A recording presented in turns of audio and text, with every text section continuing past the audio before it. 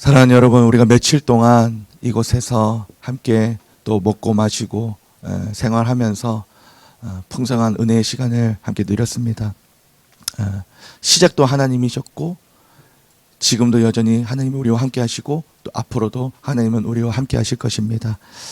우리가 이제 수련회를 이제 정리하고 마무리하면서 이제 폐 예배를 드리는 시간에 우리가 지금 서 있는데 저는 폐 예배를 준비하면서 여러 가지 압박을 좀 받았어요. 이때 아무도 안 들으니까 다 자니까 그냥 올라갔다가 내려오라는 그런 이야기도 누가 하고, 또 뭐 어떤 사람은 또 좀 시간이 좀 애매하니까 계속 길게 끌어라 뭐 이렇게 이야기도 하고, 어느 장단에 맞춰야 될지 모르겠지만 주님이 주신 마음대로 가도록 하겠습니다. 여러분들 주무실 분들은 주무세요. 뭐 새벽 4시 5시까지 떠들고 안 놀고 떠들고 놀고 안 자고 그랬다고 그러더라고요. 그렇죠? 듣다가 도저히 못 참겠다 싶으면 잠깐 이제 뭐 하나님 뵙고 오고 뭐 그러든지 알아서들 하세요. 예. 아까 그 애인자매가 찬양 인도를 하면서 그런 말을 하더라고요. 끝이 아니라 이제 시작이라고. 여러분 그거 믿어요?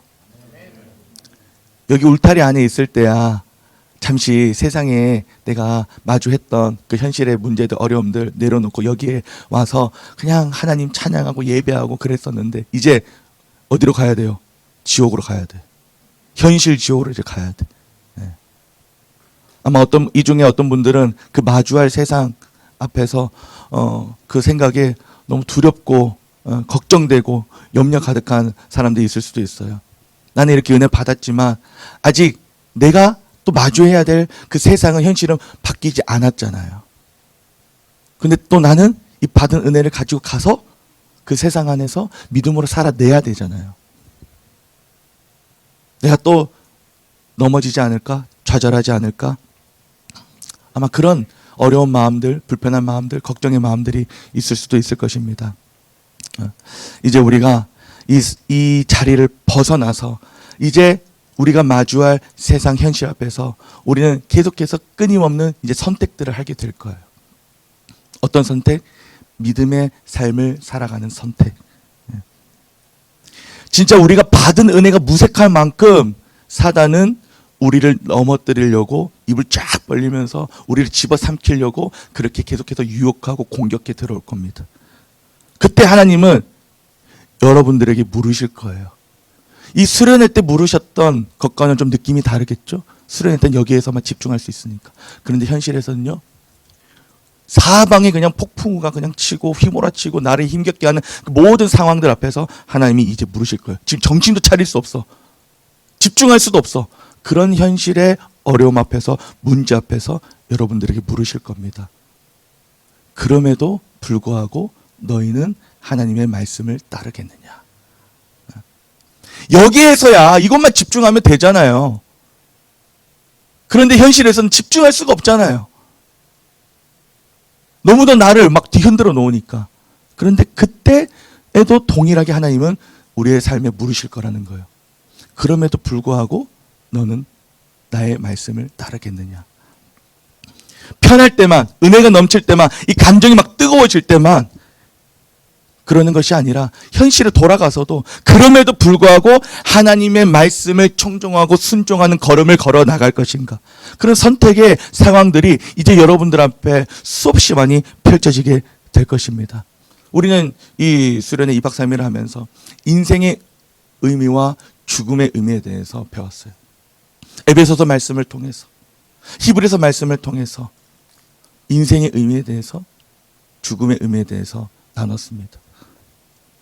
아마 이제 앞으로 여러분들 살아가는 그 삶은 수많은 선택들을 이제 하게 될 거잖아요. 그렇죠?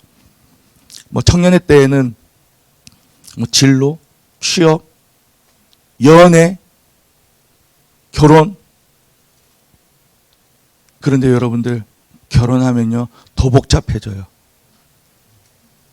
정민이한테 종종 이야기했는데 미룰 수 있으면 좀 미루는 것도 좋고, 아무튼 결혼하면 더 많은 선택해야 할 것들이 많아요.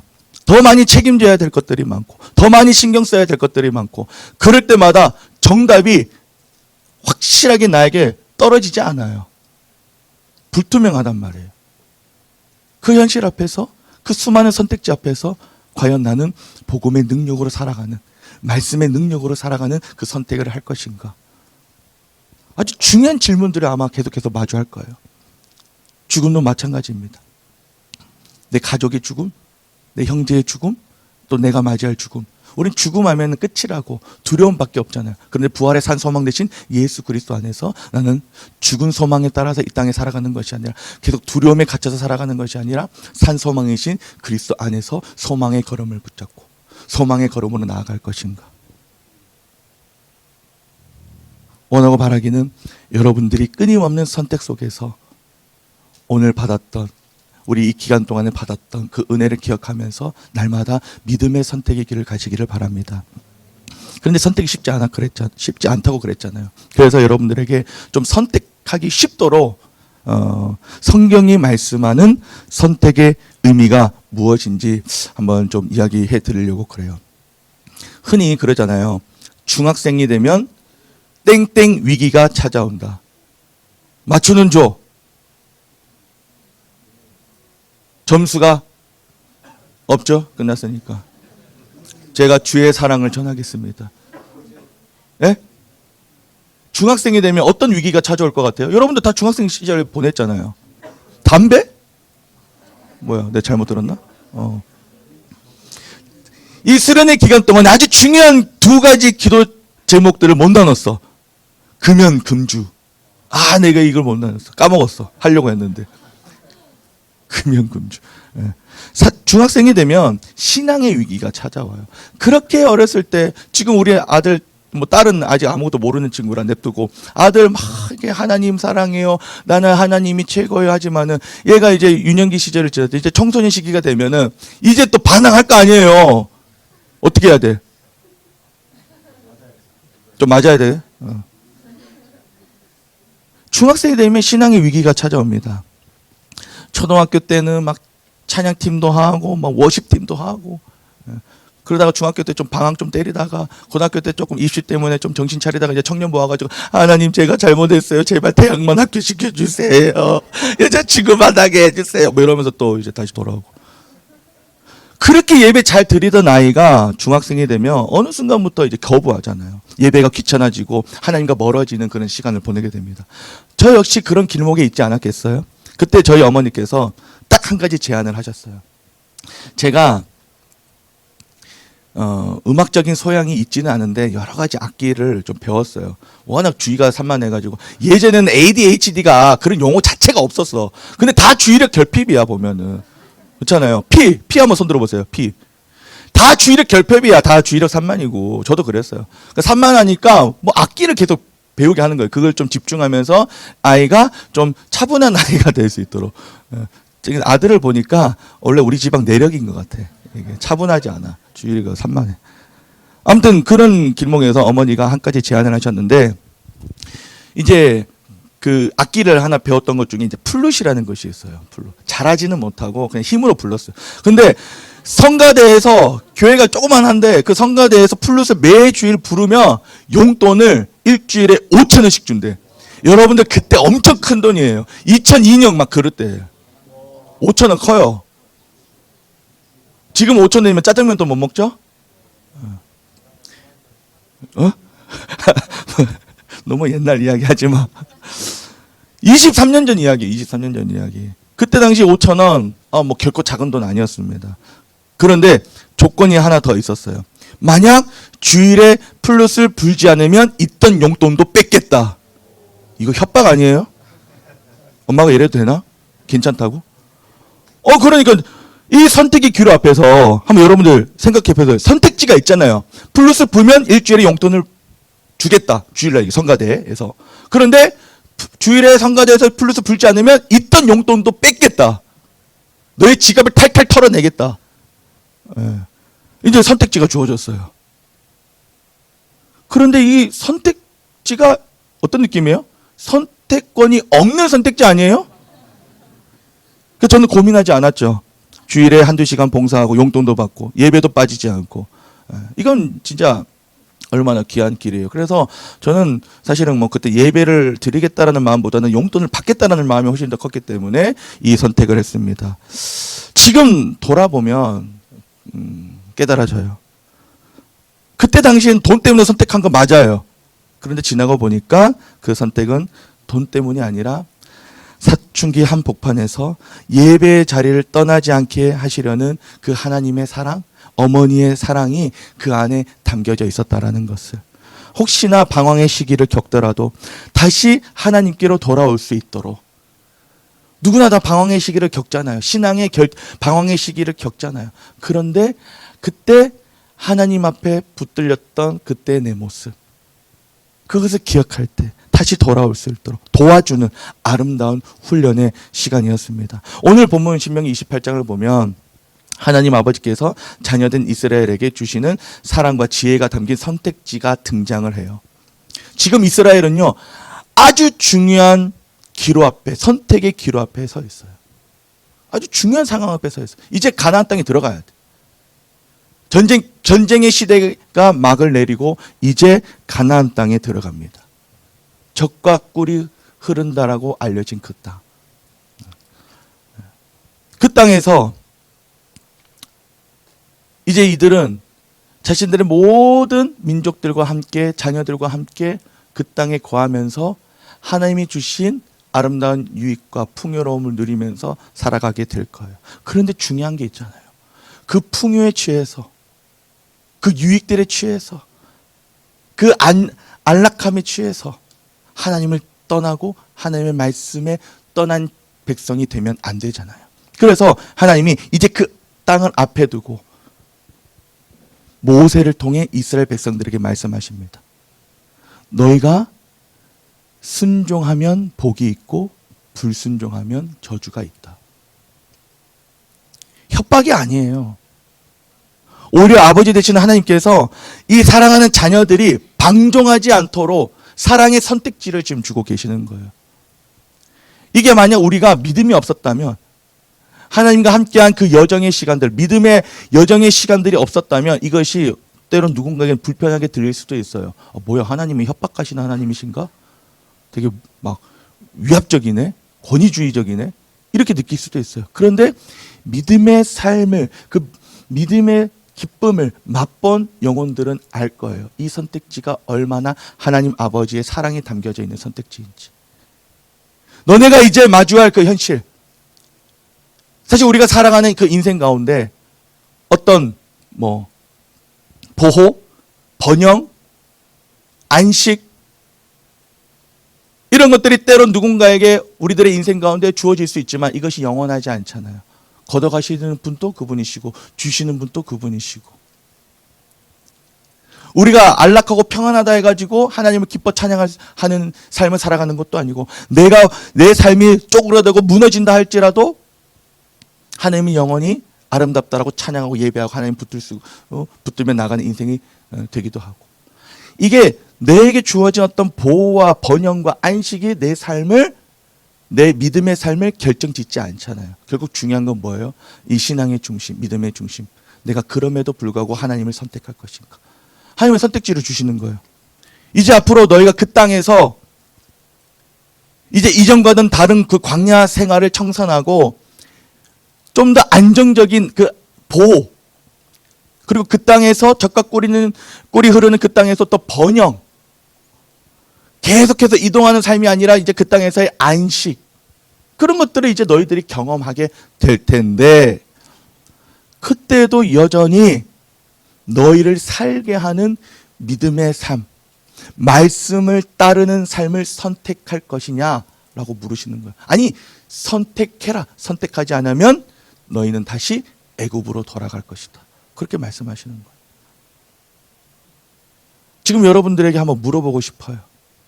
이제 여러분들 현실로 돌아가게 될 텐데,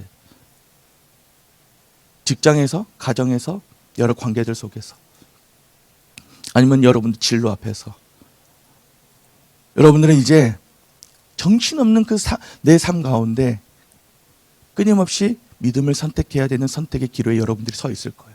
그때 여러분들은 어떤 선택을 하시겠습니까?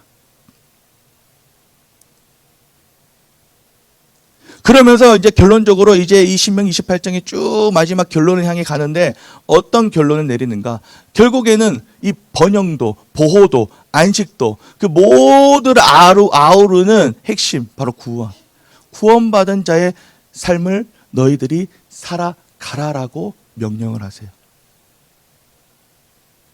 수없이 많은 선택지들 앞에서, 인생의 선택지들 앞에서 결국에는 너희들의 모든 삶의 방향성을 결정짓는, 너희의 정체성을 결정짓는 구원받은 자의 삶을 너희들이 살아가라라고 명령을 하십니다.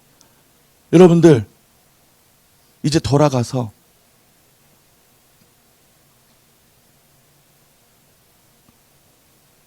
정말 마음에 안 드는 이제 직장 상사를 만나야 될 수도 있고, 꼴 보기 싫은 동료도 만나야 될 수도 있고,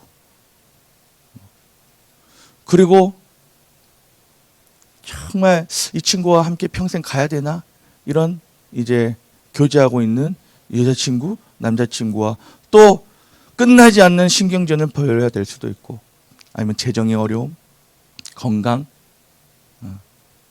여러 가지 현실의 어려움들을 마주하게 될 텐데, 우리 원혁 형제 2박 3일 동안 많은 은혜 받았잖아요. 돌아가면 가장 먼저 신경 써야 될 삶의 영역이 뭐가 있어요? 돌아갔을 때 회사, 직장에서의 어떤 뭐 어려움, 뭐 스트레스, 업무적인 스트레스가 있을 수도 있고 관계적인 스트레스가 있을 수도 있고, 그럼 그때 그냥 평소처럼 우리가 여기 오기 전 내 상태처럼 그렇게 살아갈 것인가? 아니면 더 받은 은혜를 붙잡고 정말 그 땅이 복음의 능력으로 아름답게 변화되어지도록 나를 통해서, 나의 믿음의 삶을 통해서 그렇게 바꿔갈 것인가? 정말 하나님을 찬양하고 하나님의 영광을 드러내는 그런 곳으로 만들어 갈 것인가? 그렇죠? 아마 그런 생각들, 그런 마음들, 그런 선택들이 여러분들에게 찾아올 거예요.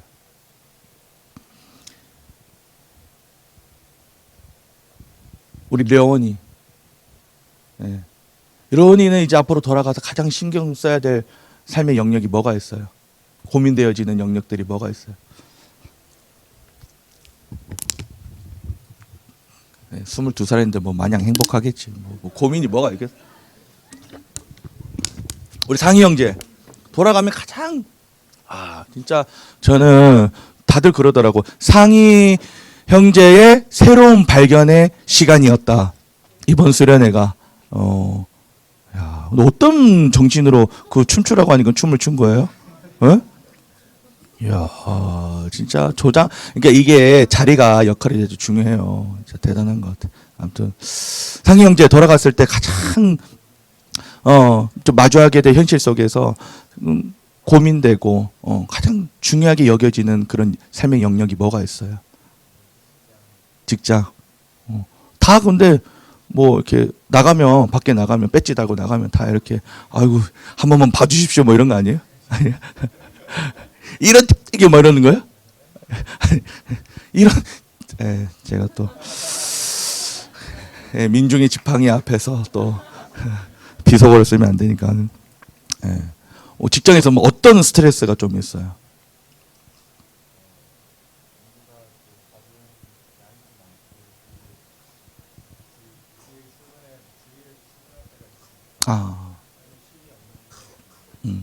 그렇죠. 끊임없이 쳇바퀴처럼 돌아가는 그 삶, 여유가 없는 삶. 과연 거기에서도 내가 정말 하나님께 그 받은 은혜를 계속해서 기억하면서 붙잡으면서 감사와 기쁨으로 말씀 속에서 살아갈 것인가?